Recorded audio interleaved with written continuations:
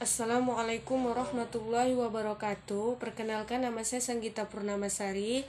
Saya prodi PAI Fakultas Tarbiyah. Saya di sini akan menjelaskan tentang tujuan, fungsi, dan manfaat administrasi pendidikan. Baik, saya akan menjelaskan terlebih dahulu tentang administrasi.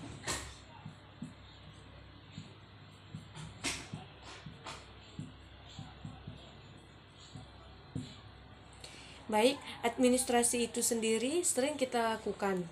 Sebenarnya di dalam kehidupan sehari-hari kita juga melakukan yang namanya administrasi. Namun terkadang kita tidak menyadarinya bahwasannya saat kita menyusun file atau menyusun barang-barang yang telah kita simpan, itu kita termasuk melakukan satu administrasi kecil. Baik, di sini saya akan menjelaskan tentang unsur-unsur administrasi. Unsur-unsur administrasi tidak hanya ada 4 unsur, tetapi 8 unsur yang saling berseninggung atau yang saling berkaitan.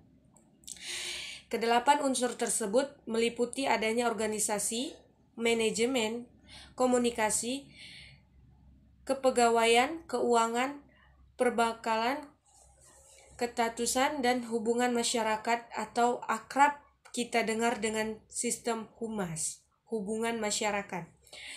Dari 8 itu paling sering kita dengar di lembaga pendidikan melalui dari tingkatan dasar hingga tingkatan pengurus tertinggi atau hingga tingkatan perguruan tertinggi. Itu yang sering kita dengar. Baik, tujuannya administrasi pendidikan itu tidak hanya berfokus pada pengertian administrasi pendidikan dan unsur-unsurnya saja, tetapi di dalam administrasi pendidikan juga penting menentukan terwujudnya suatu administrasi. Lalu apa saja sih tujuan administrasi pendidikan itu?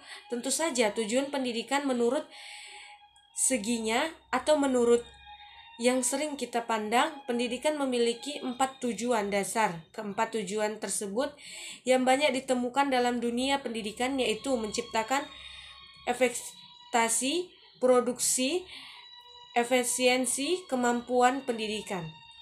Baik, berarti administrasi pendidikan adalah mewujudkan satu kemampuan bagi siswa. Kenapa kita bilang mewujudkan satu kemampuan bagi siswa? Karena apabila suatu siswa atau siswa itu dapat menjalankan satu administrasi pendidikan yang seperti ini, maka dia sudah terwujud suatu sistem administrasi pendidikannya. Maka suatu yang seperti ini, maka dia sudah terwujud suatu sistem administrasi pendidikannya. Maka suatu pekerjaan yang akan dilakukan dia akan tertata dengan rapi. Baik, di sini saya juga akan menjelaskan tentang fungsi-fungsi administrasi pendidikan. Administrasi sendiri memiliki fungsi diantaranya yaitu perencanaan, perorganisasian, koordinasi, komunikasi, pengawasan. Baik, saya akan menjelaskan satu persatu. Perencanaan dalam administrasi pendidikan mencakup apa saja yang akan dilakukan, bagaimana cara melakukannya. Perencanaan. Baik, saya akan menjelaskan. Sebelum kita melakukan sesuatu, kita harus merancang terlebih dahulu. Mengapa kita harus merancang terlebih dahulu? Karena di dalam sesuatu yang harus kita rancang itu adalah seperti misalnya kita ingin membuat sesuatu makalah yang akan kita tampilkan ke depannya, maka kita harus merancang sesuatu terlebih dahulu. Seperti kita merancang namanya, kita merancang buku yang akan kita baca, kita merancang terlebih dahulu, kita menyusun seperti itu. Baik, di sini juga ada terdapat perorganisasian. Perorganisasian yaitu kegiatan menyusun dan membentuk hubungan kerja antara individu. Jadi di dalam suatu sekolah itu, di dalam dunia pendidikan atau di dalam suatu sekolah, kita sering mendengar tentang perorganisasian.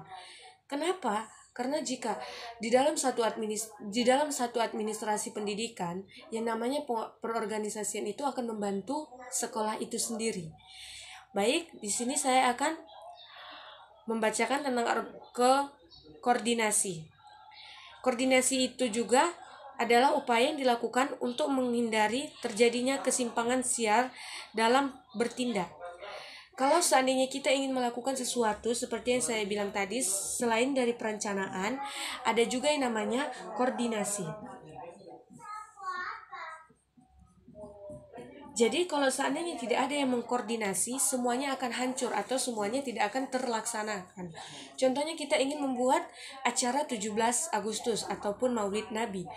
Kalau seandainya tidak ada yang mengkoordinasikan, kita hanya membuat tanpa ada koordinasi, tanpa ada rancangan, maka semua yang akan kita lakukan itu akan gagal. Seperti yang saya jelaskan tadi di sini. Baik, kita akan memasukkan komunikasi. Komunikasi yaitu hal yang paling penting dalam pelaksanaan pendidikan.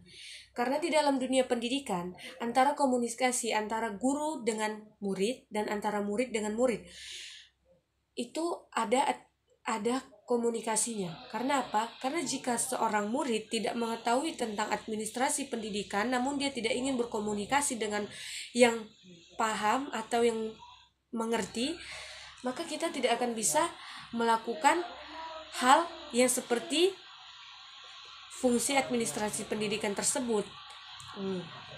Dan di sini juga ada pengawasan. Dalam pelaksanaan program pendidikan tentu harus disertai dengan pengawasan. Proses pengawasan program pendidikan harus dilakukan dengan teliti agar tujuan pendidikan akan tercapai. Baik, di dalam suatu kaitan yang sudah saya baca, baik perencanaan, perorganisasian, koordinasi, komunikasi, pengawasan, semua itu selalu berkaitan.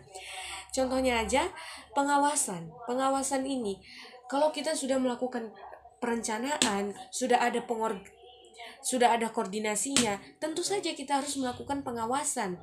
Kenapa? Karena jika perencanaan tersebut ada yang gagal, kita sebagai pengawasnya, kita sebagai pemantaunya, kita harus mengetahui apa-apa saja yang akan kurang.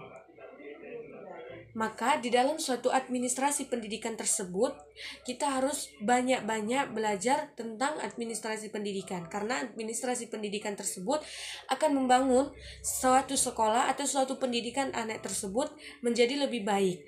Karena administrasi itu sendiri menyusun dan merancang suatu pendidikan yang akan kita capai nanti. Baik, sekian yang bisa saya jelaskan. Lebih dan kurangnya saya mohon maaf. Wabillahi taufiq wal hidayah. Assalamualaikum warahmatullahi wabarakatuh.